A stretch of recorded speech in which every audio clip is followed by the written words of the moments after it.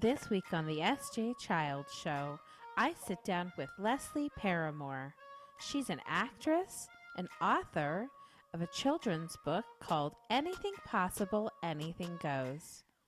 Her and her husband have founded a company and do YouTube videos for children. Go check it out today. And go follow me and get notifications for all my upcoming episodes. Enjoy! Hi, and welcome to the S.J. Childs Show. I'm your host, S.J. Childs, and today I have a guest that is you are here in Utah, right? I Yes. should have said that. I thought so.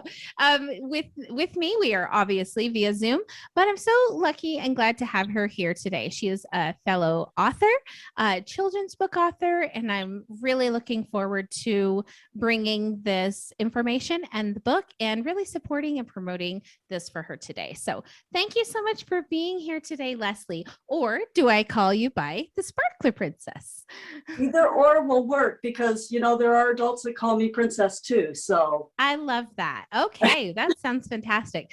Well, why don't you just tell us a little bit about yourself, introduce yourself, and tell us about why you're here.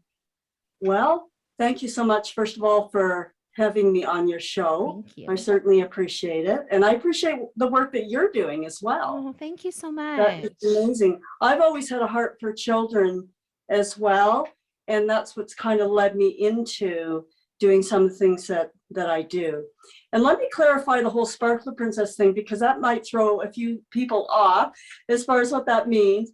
The Sparkler Princess is a real life character, and she and her feathered friend Bluey help children in the empowerment of their minds and their hearts. And we do that through videos and books and lots of different ways. We've done personal appearances, we've done Barnes and Noble book signings, we've done charity events. I've gone into women's shelters, and I have a story I want to share with you about that. But ever since I was a child, I was kind of connected to children. Isn't that funny? I would line children up older than myself, playing the role of teacher. It's as if I was predestined to do that. That's neat. I love that. I love when we totally off topic of but the same topic. Isn't that how funny how that happens? But when I was a child, I would always when we would go camping, I would always massage all the adults in the circle. And I became a massage therapist about 20 years ago and finally fulfilled my destiny of doing the same thing. I think that it's just so interesting that we predestine ourselves with our interests as children, and those of us lucky enough to be able to fulfill those afterwards. Well, that's interesting that you say that, because I used to play for hours with Play-Doh or clay. Yeah. And I would make little people, right? Little students with the chairs, and I would play teacher. But here's what's interesting. You know how if you've ever played with clay, it's really hard at first. And then you have to kind of warm it up with your hands in order to mold it and shape it into something. And so I actually became a massage therapist too. Oh my gosh. Maybe I was predestined to do that as well, because I started molding and shaping people at such a young age. Yeah. Oh my gosh. We're going to have a whole nother episode just about that. That's really fantastic. I love that we share that same interest. And I think it really has a lot to say for the amount of compassion that we hold for the community. So yay. High five. Yeah, definitely. Right. Tell us about what really got you started on the children's book. Where did that come in? That is a very good question. So as a child, I really struggled in school. In first grade, I was placed in a reading group called the Purple Turtle. That's an interesting title, isn't it? Somehow on a conscious, subconscious level, I knew that meant I was a slow reader. Oh, dang it. Yeah. So on an emotional, mental level, I remember thinking as a child, I'm going to work really hard to get out of this group, because there was just a handful of us. There's maybe 3 or 4 children, and I was one of them in this group. And I worked so hard to get out of this group. And I don't know how many months it took me But finally, the teacher said, I can tell you've been working really hard. I think we can put you to the next level. And of course, those other children got left behind in the Purple Turtle group. And I was just so relieved to have stepped it up a notch. And so all through my school years, I actually really struggled in school. I had to study really hard to get good grades. And here's what's really interesting. I never really liked English. And I disliked reading. I really and truly disliked reading. I never understood Macbeth or Shakespeare or any of those older things. And the English language just seemed to be very challenging for me as far as reading and whatnot. So not my favorite subject. And so it came to be quite surprising that I ended up becoming an author. Yeah. And I started authoring in my 20s. Okay. And the way that happened, it didn't start with children's books. I was in a store and I picked up this greeting card because I was looking for a card for someone. And I read the card and I thought, I could write this. I could write, so I thought, I looked on the back of the card and it said poetry welcome. So I began writing greeting cards in my 20s. Wow. And that was where my writing career started. And so cool. Somewhere out there in the big wide world of greeting cards, I have 150 greeting cards. Oh my heavens. Out there in the publishing world. That's so cool. That's how my writing career got started. So it's kind of an interesting way. Yeah. And my background's early childhood education. And so I ran and operated a preschool for 9 years. And during that time, of course, I would tell stories to the kids and write poems and sing with them with my guitar. And then I just started feeling like I wanted to write children's stories and maybe see about publishing children's stories. And well, in the real greeting card world, you get used to getting rejection letters. Especially if you're going with traditional publishing. Yeah. And but I never gave up. I kept writing and writing and writing, and I published lots of things for adults, to support them. And then let me think. A few years ago, I was doing some research on the internet, and I saw that this Korean publisher that they were looking for writers, and just felt impressed that I was supposed to be writing for this publisher. And so if you've heard of ESL, which is English as a Second Language, it's to help children learn to speak, read, and write English. And so I thought, I'm going to submit some of my things to them, my writings. And I heard back within probably a week, and they said that they wanted to hire me. Wow. And then a year later, another Korean publisher contacted me and said, I've read some of your stuff. I love it. Would you write for our company? Oh my gosh. So I have over 70 children's books published in the Korean educational system. Oh my goodness. And I know, I'm surprised too. It's so much more than I had even anticipated. It blows me away. I'm so excited. But what's really exciting was the day that I found out, I was doing a YouTube search, and I found out that some of my stories have been published into TV shows and cartoons over there. Oh my goodness. So apparently I'm famous in Korea, but not.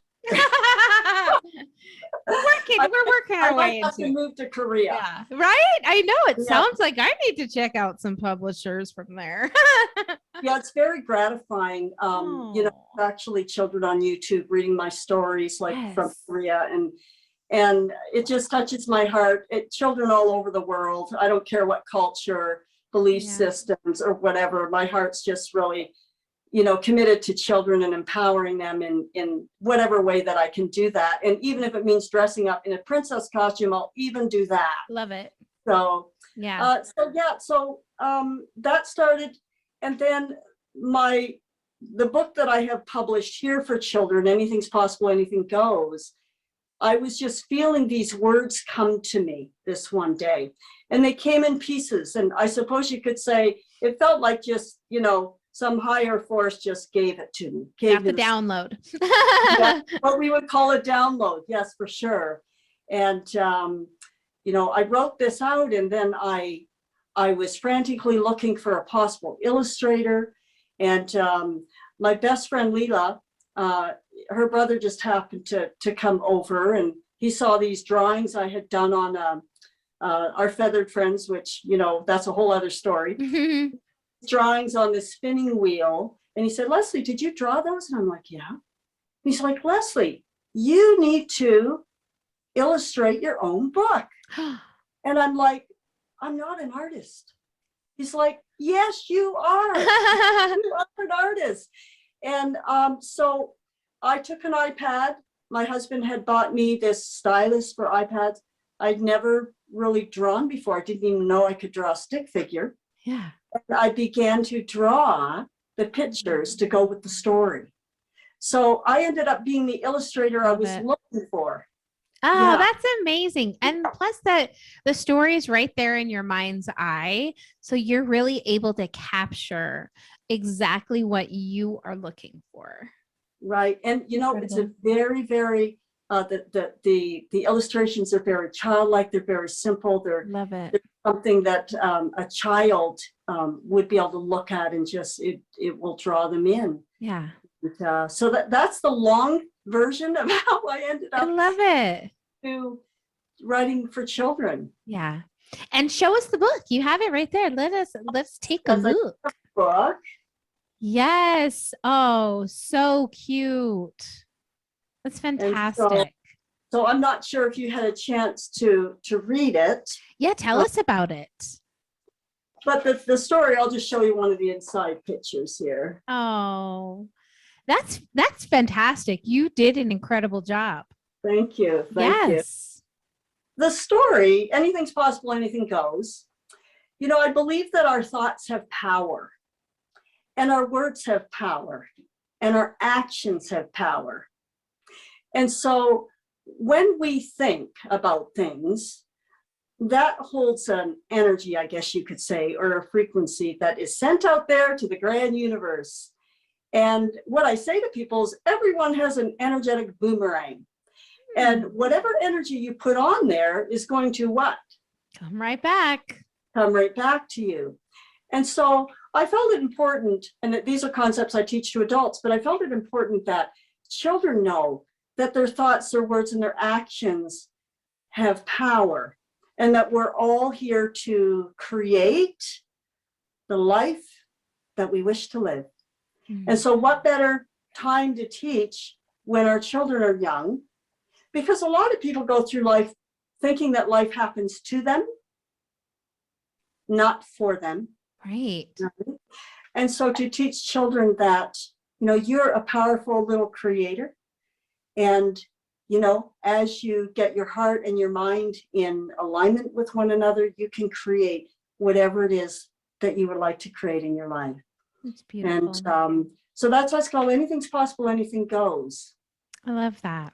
And it's such a great message for kids. I know that I personally teach my children that way and try to teach my friends and family and other people the same course of action because I see the results. I see the success in my younger children. And I kind of always say my oldest, bless her heart, I learned my parenting lessons from her, and I learned what not to do, right? I learned the right or better ways, when we know we can do better. And so I think those are such powerful messages for kids to have. And parents don't often give their kids enough credit to have that responsibility of their words and their actions. Right. Yeah. That children are the true masters of the heart. Oh, I love that. And children are often our greatest teachers. That is certainly true. I feel, especially the children coming to the planet today, they seem to be coming with their gifts fully intact and much more aware, much more. And we have a 10-year-old, and I've always said, she's like an old soul. She's like a grandma in this little 5-year-old body that likes to sew and knit. And I don't even know how to sew, like, how did she learn these skills? And now it's just like every day. You know, her emotional intelligence impresses me, and it is so inspiring to me. And I see this little person who, like, for an example, feels bad if she eats something and then won't eat it again. Like, how many adults are guilty of always eating it again? You know, and forgetting the feeling, or just not paying attention to it because we want to do that. She's very alert in her thinking of those things, and is very disciplined in, you know, no, that made me feel bad, not doing that again. You know, she's like, wise child. Teach me the ways, right? That is incredible. Yeah. You know, so amazing. She sounds like a very special child. I think so. Thank you so much. In fact, it's so great. She actually, there's so many things that have aligned in this conversation, and it's so funny that they have in so many strange, interesting ways. Purple turtle. Now, how would you or I have ever known that would be something that you and I would somehow have in common, but in a totally different way? When our son was 2, he started writing. And he was reading at 1 and he was writing at 2, and purple turtle were the 2 words he wrote, his very first words written. Goodness. Was purple turtle. I have my hand down here because I am looking for a specific picture that I was told to put in the book. Yeah. And let's see here. Yeah, that's fantastic. For, you know, people that are listening in audio, I'm sorry that you can't see the pictures, but please do go check out, you know, anything goes, anything is possible. Anything. Yeah. Okay. It's possible. Anything goes. Wonderful. I will find the picture. Yeah. Let me recite the chorus. Yes. You're the weaver of words. And I'll say this to your 5-year-old inner child, Sarah. Oh, I love that.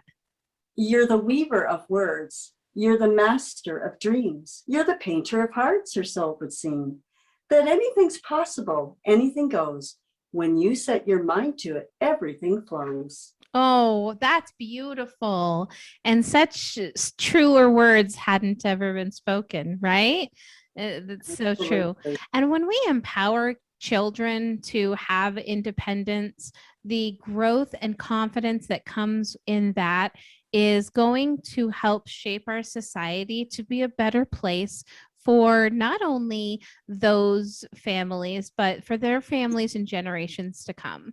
And I just think that more and more as a society, we are embracing the, you know, treat things with kindness rather than punishment, and kind of looking at things in a new light, I hope, and for generations to come. Right. Absolutely. You know, I'm trying to find the purple turtle, but the purple turtle's hiding. So I just gave the secret away. There's a purple turtle in the book. Great. And you know, the purple turtle was really significant, and it taught my own inner child, that anything's possible, anything goes. Because I had inner doubt about, you know, illustrating the book. And I think even as adults, we have those inner doubts. Yeah. Right? We have those inner doubts. But what I've learned is that in our lifetime, you know, especially as adults, when we have those doubts creep up or those fears creep up, it's often when we face those doubts or fears that we find out that's where our strengths are. Isn't that the truth? I struggled with English. I became an author. Yeah. I was camera shy, very camera shy. I did not like having my picture taken. I did not like being videoed. And guess what? Hello. I see you. Right? Time in the studio being, you know, creating these videos for children. Yeah. And so it's been a real growing process for me as well. Yeah. You know, as children grow up, and of course, you know this, I mean, children are pure, you know, we just love them. And, you know, their hearts are open and their minds are open. They love unconditionally. And, you know, as they grow up, they have experiences. Maybe the first time they had fear, or the first time they had doubt, you know, these different things that we come up against in the world. And the whole idea of my mission, what I feel is my mission, is to support children and helping them to keep their minds and their hearts open as they move into adulthood, because what a lot of adults do is they shield their hearts the first time they've been hurt. Yes. They put shields over and layers and layers and layers of, you know, these just kind of closing off that child heart, right? And then they become adults, and that's kind of sad to me. Yeah. Oh, no, I can see how me and my husband went through that phase of, you know, really learning how to be open and teaching our children how to be open and letting go of those old ideas or generational stigmas that, you know, no, if you have depression, you know, keep it quiet. If you have a eating disorder, keep it quiet. Like nobody knows about anything, right? Hush, hush, hush. And now today we're like, no, that's not okay. Like, let's talk about it.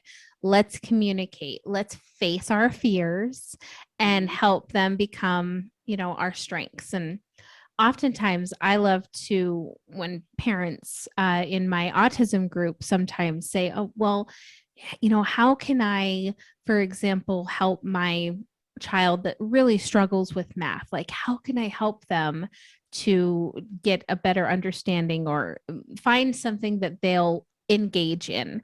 And I oftentimes say, what are their interests? Do they like video games? Most likely.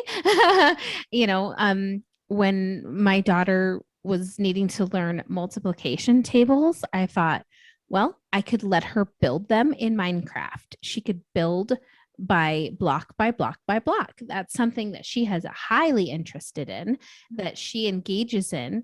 And now she's taking learning with her and she's engaging, and it's all encircling and all encompassing. And it just, you take the strengths and you build the weaknesses or the challenges up with those strengths. Absolutely. I agree with you 100%. You know, children learn best through play. Yeah. And when I went to preschool, it was all about play, you know. And it's funny you mentioned the times tables, because as a kid, I really struggled with times tables. And then one day, I don't know, this little voice inside me said, sing, sing them. Yeah. And singing the times tables. And that was the way I learned them, because I would study them, bring them to my mom. You know, she would quiz me and I would forget them by the time I got from point A to point B, which was my mom. And then I just started singing them. Yeah. So then in time to do the test, you know, I had music going through my head. And singing the so powerful. Yeah. So that I could, you know, do the test. Now, obviously I don't need to sing them anymore, but that's how I learned them. And it's just amazing. Children learn best through, you know, I love what you did with your children, giving them something that they're interested in to, you know, and compiling that with what they need to learn is awesome. That's perfect. Yeah. With our son, we got really lucky that he is an over educator. Like all he wants to do. I shouldn't say that. He does enjoy playing some like Sonic video games and things, but for the most part, he's always just filling his mind with information. And we do know that he has a photographic memory. And so for him, it's a little bit different absorbing all of this information. But we still see like where his struggles are in social communication and teaching a whole nother way of living and life skills. And so it really opens your mind up to, number one, the capacity that children, their brains and their emotions can have, especially seeing a baby reading at 1 year old. and It's amazing. realizing, and there was a program called the Your Baby Could Read program. You probably remember the commercials for that. But I would just put the DVDs in and the little flashcards, and by the age of 1, he was raising his hand and clapping. And what I didn't know is that he was nonverbal and that he wasn't going to talk, and that I wasn't going to hear him say mom or dad, or I love you. And it wasn't until he was 4, nearly 4, when his sister, 2 years younger than him, had already been talking for 2 years. She'd already said everything under the sun. And so it's such perspective to have a nonverbal child and communicate with them, and then see this verbal child and really appreciate the nonverbal communications. You start to just appreciate and be so much more patient than I ever could have imagined being. Yeah. Body language is very powerful as Isn't far that? as communication. Yeah. Absolutely. And that's another parallel we have, Sarah. Yeah. We went to Utah 11 years ago. I ended up teaching at a school for children with autism for a couple of years. Oh my gosh, that's amazing. Yeah. And so Wow. I a lot one-on-one with some of these beautiful children. Yes. And I remember one particular day, there's this one little fellow, he was struggling. And I just felt like he needed to get outside, and we had the freedom to do that. And so we got outside and I put him on the swing, and I was pushing the swing, and he was verbal. And he said the most profound thing to me. He said, life is kind of like a play, isn't it? And I said, yeah. Yeah. And he said, and we're all just playing dress up. And I said, you're absolutely right. And that's how so many of them move through the world. Mm-hmm. And especially now we're learning so much more about female neurodiversity and how easily, coming from a child who was diagnosed at 16 months, our son, and watching him for a decade, and then turning around and getting a diagnosis for his little sister that's 10. And now I'm like, wait a second, I've still been looking at autism this entire time, but what does that look like? How different is that? Because here, she was verbal. She was, as soon as she could fit her foot into a shoe, she loved every shoe that existed in the world. She wanted to try on every type of shoe. But those type of interests don't spark you as, oh, I wonder if this is an autistic over interest or that type of thing. She's a girl. She loves shoes. She loves clothes and changing clothes. Like it's something that goes overlooked and is completely, missed.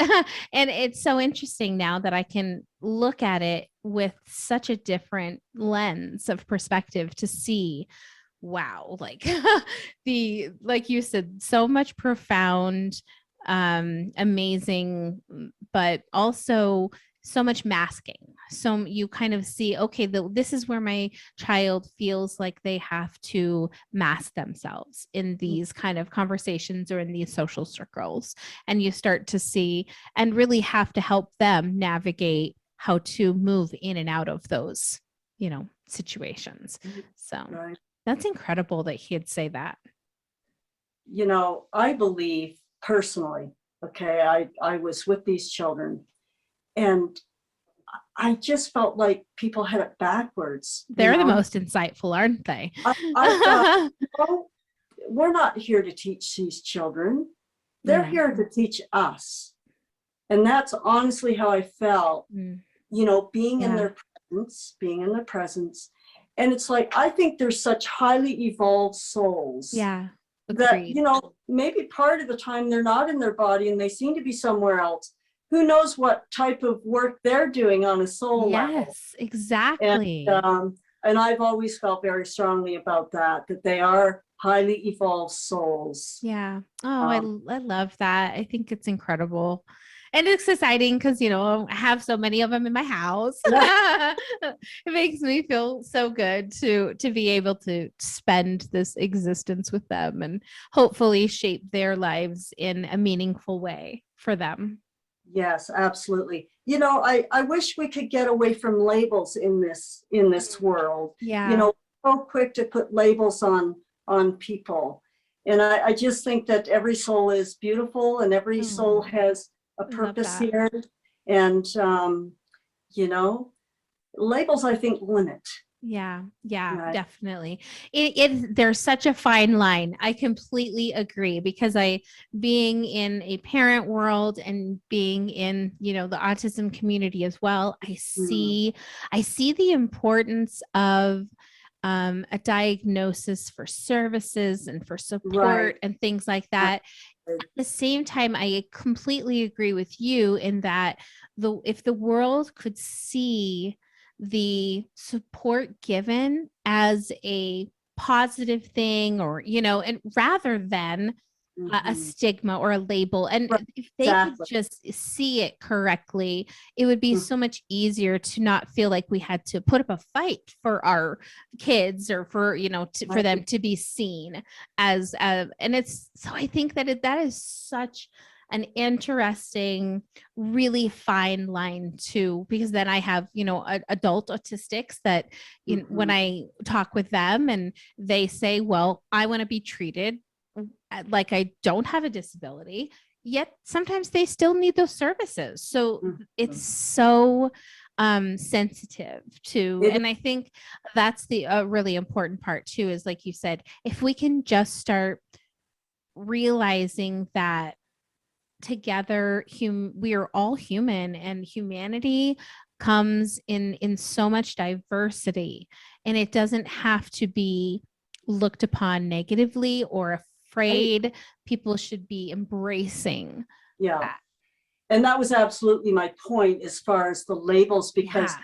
when we tend to put labels on children or adults or whatever, it limits them, because we talked earlier about our thoughts, right? Yeah. And so how do our thoughts affect those around us, Mm. right? And I've heard this saying, children either live up to or down to our beliefs about them. And I Mm. think that applies to everyone, not just children, Sure. right? And Yeah. so I also feel like we're all disabled to some degree, you know. I think we live kind of in a non-perfect society yet, Yes. and everyone's just doing their best, Mm. to be a meaningful contributor. And I love children, and I really do believe they are the masters of the heart, Yeah. and we could learn so much from them, Isn't so that the much. truth? Yeah. Mhm. You're giving me some really great ideas I'm going to brainstorm on for the I'm, I'm future. I'm feeling impressed to share a story with you. Yes. Um, so the Sparkler Princess, her persona represents divine love. Mm. Okay. And it's not like she's a Disney princess, or, what people's idea of what it is a princess. The Sparkler Princess is here to share that divine love and to help the children to recognize that within themselves, Mm. and to teach them about self-love, which Yeah. is so, so important. Well, I had the opportunity to go as the Sparkler Princess to a women's shelter. And in the women's shelter, there were several women along with their children. And I put on a program there where we put on our imagination classes, and we imagined different things. And I read them my story. And we talked about emotion, and how sometimes we go through things in life and we bury emotion within our psyche. And if that emotion doesn't get dealt with, it can show up in other ways within our body. Yeah. And with these children obviously having suffered some form of abuse, and even the women, I felt it very important to broach that topic. And so I had an exercise where I gave all of them a balloon, and we talked about what it feels like in your body when you're feeling sad or when you're feeling angry. And I invited all of them to think of a time that they felt sad or angry or anxious, whatever the feeling was. And then I invited all of them to blow that emotion into the balloon. And there was quite a number of children, probably 30. Wow. And the parents wanted to participate too. I just saw big kids. Yeah. The adults were just big kids, and they had their imagination glasses on and they were blowing into the balloon. And I basically said, everyone blow up your balloons, blow the emotion out of your tummies. And on the count of 3, we're going to let it go. And so we counted to 3 all together, and everyone let their balloon go and everyone cheered. And then I noticed in the middle of the crowd, a little boy about 4 years old, and he was crying. He said, I can't blow up my balloon. And I said, oh, it's okay. Just come up here and I'll help you. I'll blow it up for you. You just tell me how much. So he came up and I stood him up on a platform and said, you're now on the stage of life. And these people here are here to support you. And so I blew up the balloon and I said, what are you feeling in your tummy? I'm angry. I'm angry. And I said, okay, you tell me how much to blow into the balloon. So I blew it up a little bit on purpose. He said, more. And I said, okay, blew it up a little bit more. I said, is that okay? No, more. So blew it up more. And he said, and then I'm like, is that okay? And he's like, no, more. And I blew it up more. And I'm thinking to myself, I hope he doesn't, like, if I blow this up anymore, it's going to bust. I blew it up to, there was about maybe that much left on the end of the spout, you know? And he said, and then I'm like, about that? And he's like, I'm like, how much? And he spread his arms out. That much. And so I was holding the balloon, and he thought I was going to let it go. And he became frantic. He said, oh, no, I want to let it go. Oh. And I said, oh, you get to let it go. So I passed it to him ever so carefully, put his fingers along the clasp so it wouldn't let go. And I said, okay, kids, on the count of 3, we're going to count and he's going to let it go. Now you have to understand, this little boy, when he stood there, his countenance just, you could feel it was heavy. His eyes were heavy. His whole appearance was just heavy. Yeah. And so I said, okay, 1, 2, 3. And he let it go. And everyone cheered. And he went from being heavy to just smiling, grinning from ear to ear. His eyes were sparkling.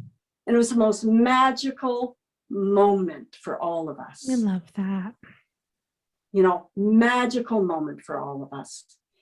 And so I share that story because as we help children to identify that, their thoughts, their words, their actions, the emotion in their bodies, need to be talked about like you do with your own children. It can be such a powerful, powerful thing, not only for them, but for all of us. Yeah, it's so true. And when my daughter was really little and when they're toddlers, and I was, oh, who do you love? Oh, I love grandma. I love dad, blah, blah, blah. And I always told her, now, when you grow up, I always want you to love yourself first. You always say, no matter what, no matter if it's grandma or dad or somebody says, oh, you don't love me more. No, I love myself first. Then I can love others. And I didn't have that as a child. And as, it grew for me as an adult. And so I recognized how important it was that I fostered that in her. And I don't mean it to come across as like, selfishly, like she should think of herself only. But as far as self-love and self-confidence, she should come first. And we all should come first in our own minds to ourselves. But that's not how we're raised. We're not raised to look at ourselves and love ourselves and, self. We're raised to be selfless. And then that diminishes the self. And so I think it's just such a cool thing, that she does that now. I Yeah. love that. A couple of things come to mind as you share that. There was someone that once said, love your neighbor as yourself. Yeah. Right. So if we can have that self-love, which society might think as selfish because we've been conditioned to think that way. Exactly. If we can have that self-love, we're in a much better position to give that love to others. Yeah. Yeah. Right. And imagine if everyone had that within them. Everyone had that self-love. What a beautiful world this would be. Mm-hmm. That's certainly true. And there's an author I know of. His name is Dominique Flippin, and he wrote a book called I Love Myself Today. Oh. And on my website, the Sparkler Princess actually reads that story to the children. I Love Myself Today. And it's a beautiful book. It's just got such a powerful message about loving yourself and not letting the external world kind of, take that away from you. Yeah, definitely. It's a beautiful book. And so I highly recommend his book, Love Myself Today. You can find that on Amazon as well. And any book that is going to empower the minds and hearts of children, hey, I am behind it 100%. That's for sure. That's for sure. It's been such an honor and a pleasure connecting with you. I'm sure that we could just keep going on. So I'm glad that we have another episode coming up, and I'm so excited that we'll be able to dive even deeper into that one. So that'll be really fantastic. Yes. And I'm really looking forward to doing that with you again. So thank you so much for your time today. Before we go, will you please tell us your website and where we can find the spectacular book and how we can support you more? Okay, the website is sparklerprincess.com. Okay. And on there we have Sparkler TV. And on Sparkler TV, we have lots of fun videos for kids to watch that are all designed to empower their minds and hearts. Now, I do have a feathered friend, Bluey, that I want to give a shout out to. Yes. Because my feathered friend, Bluey, actually gets in costume. And this is a costume we designed ourselves. That was a miracle in and of itself because I was so high school, so I had no idea how that even happened. I'll send my daughter over. Sew too, not only draw but sew. But my feathered friend Bluey is actually my husband. Oh, that's great. And so we are co-conspirators to change the world. I love it. And he is amazing. He is my amazing partner, friend, playmate. Yes. And we so much fun together. So if you want to see Bluey play drums, okay, you definitely want to check out Sparkler TV. So it's sparklerprincess.com. And anything's possible, anything goes, you can find on Amazon. And I think I have a link on my website to that as well. And we got some really big things happening for us that have kind of popped up out of nowhere for this year. And I'm not going to let the cat out of the bag yet, but let's just say you haven't seen the last of us. Well, I hope that you keep us in the loop and let us know so that I can help promote all of your fun things and events that if you have coming up, I'd just love to share. So please always feel free to send me extra links to help share. So happy to do that. Thank you. Thank you. And give love to your children. Oh, thanks. I feel their hearts. I have this thing where I can just feel, and I feel their hearts, and you You are very, very blessed, and they are very, very blessed to have you. Thank you. I agree. I feel the same way, and I think a lot of the same lines, like a great partner, husband, best friend. He does all my setup. He sets all of this up for me and makes sure that I'm all ready to go and do my hair, and I come in and it's all beautiful. So does he do your hair too? No. I do my own hair. It's just while I'm getting ready. Yeah, right. Did you curl my hair down? I'm gonna have to ask him to do that. See if he does.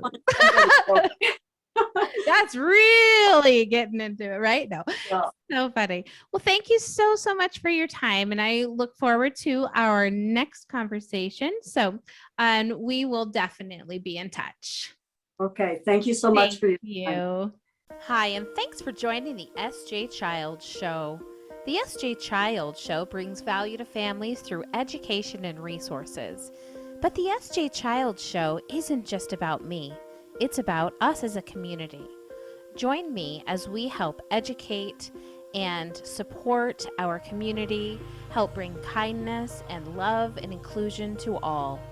Thank you so much for taking the time to listen and watch. I really appreciate all the support from all of the viewers and listeners, and I just want to let you know I want you to join me on this journey. Come and follow my social media, and let's do this together. Enjoy the show.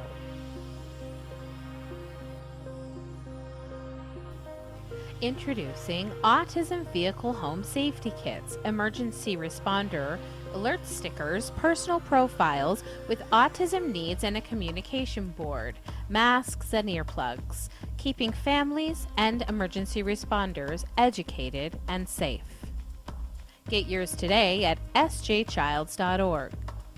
Helping autism families impact their child's developmental milestones through home relocation, community resources, and home designs. For every 3 homes Natalie Castro sells, she funds and designs a sensory room for a community center servicing individuals with autism. She volunteers to coach law enforcement, first responders, and ER nurses how to have a positive experience for individuals on the autism spectrum. The SJ Child Show, produced by SJ Childs LLC. Thanks to all my viewers and listeners for your continued love and support. And thank you to the guests of the SJ Child Show. It's been an honor to have you on the show. Thank you to everyone who continues to support me. Go to my social media and let's build this community together through kindness, compassion, and education for others.